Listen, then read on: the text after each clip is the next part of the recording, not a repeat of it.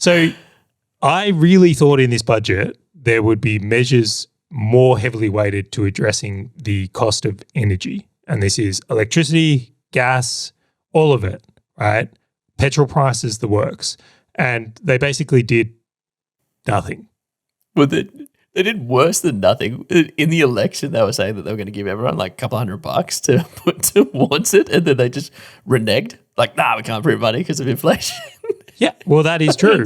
I'll give them pro for that. But let's just go through this really quickly here is that they said that I think it was power has gone up in the last quarter by 20% or energy costs have gone up by 20%. Q4 2022 expected 20% increase, yes. Yeah, and then in the next financial year, they're expecting it to go up another 30% overall. And that's on top of the 20% increase as well. Correct. Yep. And now, just for everyone playing along at home, that's more than one or 50% jump because it's 20% and then 30% on top of that, which would tell you that the cost of energy and all those lights you've got on in the background there, Grant, about to start costing you a lot more. Dude, gas was 40% too. So you can't even cook. Like these are, the knock-on effects of this is going to be decent. Yeah, I don't think a lot of people realize, but particularly in food manufacturing, they use a lot of energy. So when you talk about businesses moving their energy costs by this much, it's significant how much it drives up the cost of everyday things you may not be considering. Like you really may not be considering in that way. So I'm going to just straight out say pretty disappointing on this area on like how we're dealing with it to this point. And I hope more change comes. I'm actually hopeful, though, that the private markets take care of it. Really am. It was actually interesting. This was like going back to the point that I was mentioning before around like how have I interpreted this? And I was saying that Hazel and I are starting to think about the idea of buying our own house to live in or permanent place of residency. The concept of the inflation with debt makes sense. I was looking at the skill shortage and a whole heap of people coming in going, I think that property prices will increase, so no problems at all. But the actual point around, like if I continue to rent, rents are going to increase. But also like my electricity bill is high now already in comparison to what it used to be. And then I'm like at 20% and then a 50% on top. It's 30% on top, so call it a 50% increase. I'm like, I have no ability to offset that in my personal scenario. Like I live in apartments, right? I go for the convenience factor. I can't go and put what is it, solar panels on my windows. Just try to like absorb. Hey, I was give it a go. Maybe get some little phone thing happening. I don't know if I can, but I'll try. Like I just don't have that lever in the way that I'm structured now, unless I go and I guess rent a house that's got solar panels on the roof kind of thing. But it's like I'm hand picking places at that point. And so this was another one of those things, and I'm like, this is going to start impacting me by like genuinely we spend hundreds and hundreds every quarter on electricity. I'm like, this could be a serious impact or benefit if I go and buy a place, put solar panels on it, or if it's already got solar panels to decrease my personal inflation, right? Decrease my personal costs. And so for me, I'm like, okay, this could be a play where it's actually going to influence what I'm going to do next. To your point, don't you find it interesting where I think the renters are actually getting screwed a little bit overall at the moment? But also that sort of the lower socioeconomic people as well who probably can't afford the outlay of solar panels, right? They're sitting there just absorbing it. I think this is a little interesting one to break down. So if you're a renter right now, rents are going up significantly, where if you had a mortgage, even though I know interest rates are going up, but at least in context, I think rents are probably going up faster than rates are going up. On the ground experience, Charlie, I can say categorically yes. Okay, so then your power prices are going up if you're a renter as well. Now, you might have solar panels or the ability to put them on, so I won't say all counts, but maybe. But if you're a homeowner, you can definitely put in things like that to make a difference.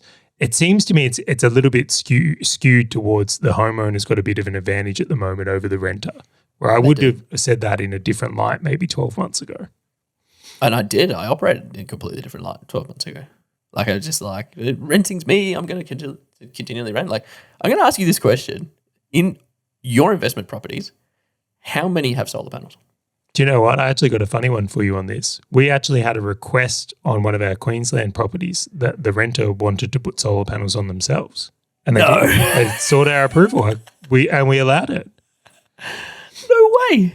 Yeah, Okay, so that's- they had forecasted that energy prices are going to keep going up. I think they're a bit of greenie as well, which Yeah. I'm all about, right? That's We want to awesome. look after the planet.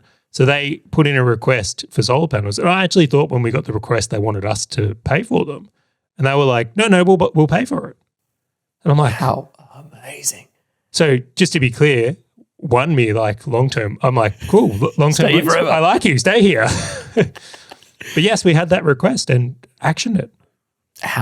See, I got one that's got solar panels, and that, funnily enough, is in Queensland. But for me, as a property investor, I don't think that's going to be anything that I'm like, I'm going to go out and get solar panels because I really want my tenants to have a more affordable time here. Like, it's just, no, it's just not something that I'm really sort of focusing in on, which is to a detriment of the renters, I will say.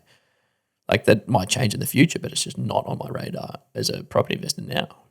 Completely. Is there anything you're going to be doing differently because of the costs in energy change? Like you've mentioned the home ownership being one of them that you're leaning in towards, although I would make the point it's probably several of these items we've discussed on the list that have made that reason to look more heavily in that area.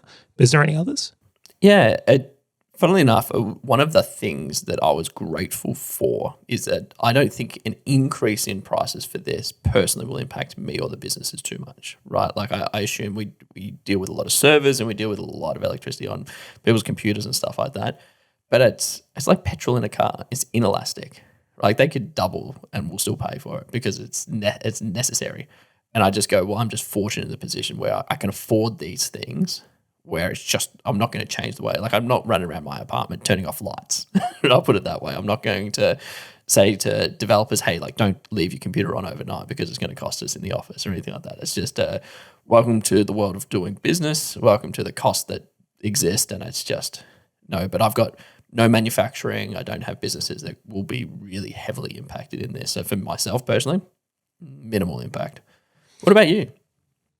Yeah, it's probably not going to change a lot for myself personally because I was already playing this game to a degree. But I will say, as a let's look at Australia as a whole, I think this is actually going to push more people to work from home.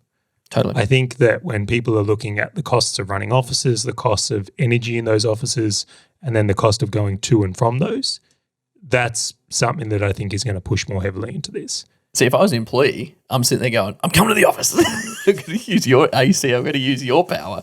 I'm going to bring my wife in. Like, this is a husband-wife days. Like, let's do this. Well, I'm just going to call it. I think it's a tailwind for work from home. I think that's going to become more of a play from this. Yeah.